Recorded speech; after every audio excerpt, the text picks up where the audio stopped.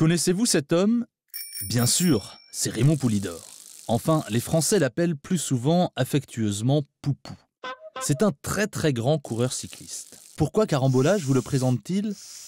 C'est que Poulidor, c'est plus que Poulidor. En France, Poulidor est devenu un symbole très particulier. Car même si Poulidor a fait vibrer les foules de 1960 à 1977, même s'il a remporté 189 victoires et s'est constitué l'un des plus beaux palmarès du sport français, Poulidor a souffert d'une tare fatale, une tare qui, paradoxalement, l'a fait entrer dans la légende. Figurez-vous que ce champion n'est jamais parvenu à gagner le Tour de France. Pire, il s'est classé 3 fois 2e et 5 fois 3e.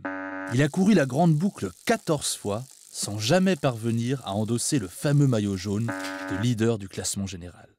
Raymond Poulidor, c'est l'éternel second. Celui qui fait de son mieux, qui combat vaillamment, mais se fait dépasser au dernier moment par un plus fort, un plus grand ou un plus chanceux.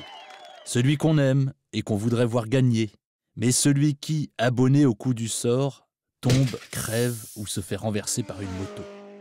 Mais aussi celui qui se relève, se redresse, ravale sa déception, sa tristesse, retourne au charbon et n'abandonne jamais. Il fallait voir la France le soutenir massivement, tandis qu'elle sifflait Jacques Anquetil, l'autre grand champion de l'époque, celui à qui tout réussissait et qui alignait avec aisance et arrogance 5 victoires dans le Tour de France. Alors, bizarrement, la France a commencé à s'identifier à ce magnifique perdant, à ce petit gars issu du peuple qui lui ressemblait singulièrement, un petit gars si sympathique avec cette modestie naturelle, cette incarnation du courage contre l'adversité. Peu à peu, le nom de Poulidor est entré dans le langage populaire comme synonyme de second. Tous les domaines peuvent ainsi avoir leur Poulidor.